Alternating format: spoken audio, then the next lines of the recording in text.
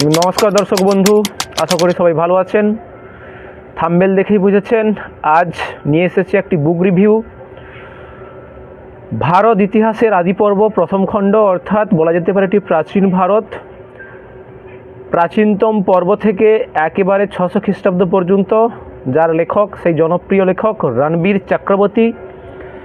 এই হচ্ছে বইয়ের ফ্রন্ট পেজ বা একবারে উপরের পৃষ্ঠার ছবি। প্রকাশনী দেখুন, ওরিয়েন্ট ব্ল্যাক সোয়ান প্রকাশনী থেকে এটি প্রকাশিত হয়েছে, নিউ দিল্লি।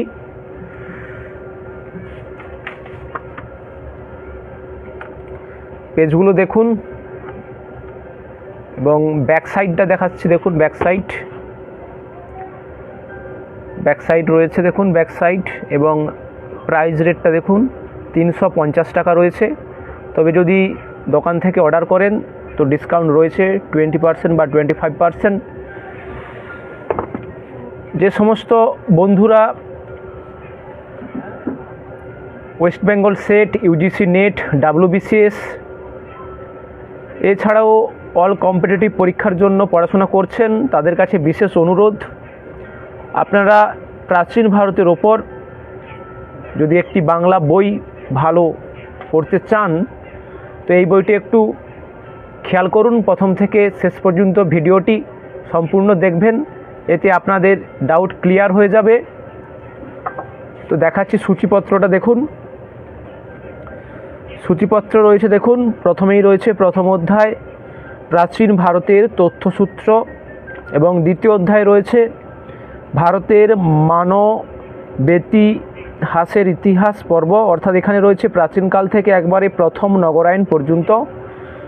এখানে প্রথম নগরায়ণ বলতে বোঝানো হচ্ছে একেবারে হরপ্পা সভ্যতা এবং পাষাণকাল, এই দ্বিতীয় অধ্যায় রয়েছে। এবং তৃতীয় অধ্যায় রয়েছে আনুমানিক খ্রিস্টপূর্ব 1500 থেকে খ্রিস্টপূর্ব 600 পর্যন্ত, অর্থাৎ এখানে বৈদিক কাল থেকে একবারে ষোড়শ মহাজনপদ পর্যন্ত। নেক্সট অধ্যায়, চতুর্থ অধ্যায় রয়েছে ষোড়শ মহাজনপদের আমলের রাজনৈতিক, অর্থনৈতিক, সাংস্কৃতিক বিভিন্ন যে সমস্ত পরিবর্তন বা তার বৈশিষ্ট্য সেগুলো রয়েছে ওখানে। এবং পঞ্চম অধ্যায় রয়েছে মৌর্যকালীন ভারত, আনুমানিক খ্রিস্টপূর্ব 325 থেকে খ্রিস্টপূর্ব 185 পর্যন্ত। এবং নেক্সট দেখুন এধারে ষষ্ঠ অধ্যায়, যেখানে রয়েছে টাইটেলটা রেখেছে সংঘাত, সংমিশ্রণ, সমন্বয়। বলে রাখি এখানে সাতবাহন, কুষাণ, শক এবং কলিঙ্গরাজ খারবেল এই রাজবংশগুলির ইতিহাস রয়েছে এই ইউনিটটাতে। এবং সপ্তম অধ্যায় রয়েছে টাইটেলটা রেখেছে দেখুন ধ্রুপদী পরিস্থিতির প্রকাশ। এখানে গুপ্ত প্রশাসন বা গুপ্ত আমলের রাজাদের রাজ্য জয়, গুপ্ত আমলের সামাজিক, সাংস্কৃতিক, শিল্প, স্থাপত্য, ভাস্কর্য এই সপ্তম অধ্যায় রয়েছে। অর্থাৎ পুরো গুপ্ত আমল পর্যন্ত এই বইয়ের বিষয়বস্তু আমি দেখাচ্ছি কিছু কিছু।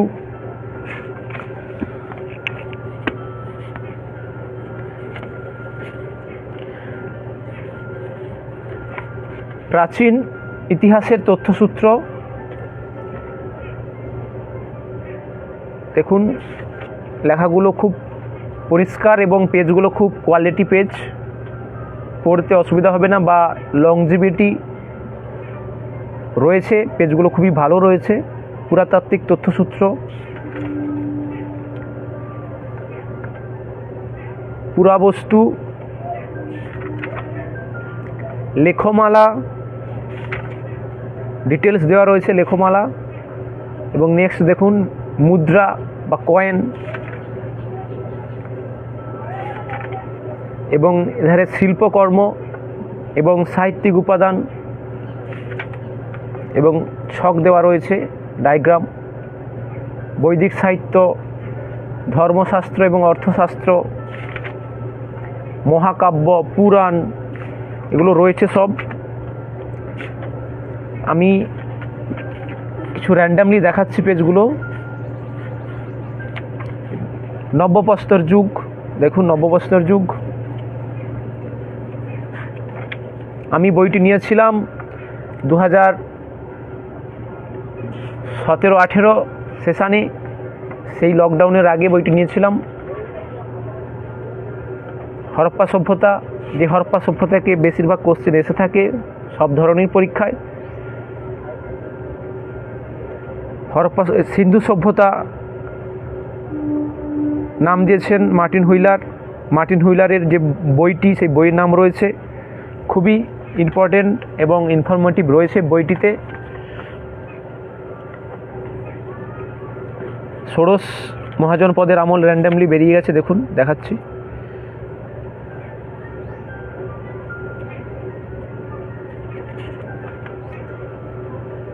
যে তথ্য এবং কনসেপ্ট রয়েছে UGC net, West Bengal set, WBCS,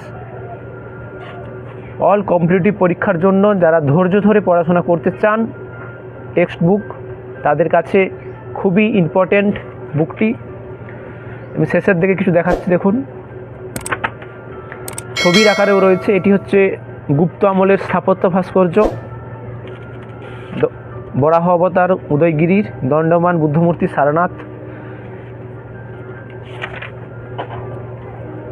তো যে সমস্ত বন্ধুরা বাংলা বই পড়তে ভালোবাসেন, তো পশ্চিমবঙ্গের স্টুডেন্টরা বেশিরভাগই বাংলা বই পড়ে থাকেন,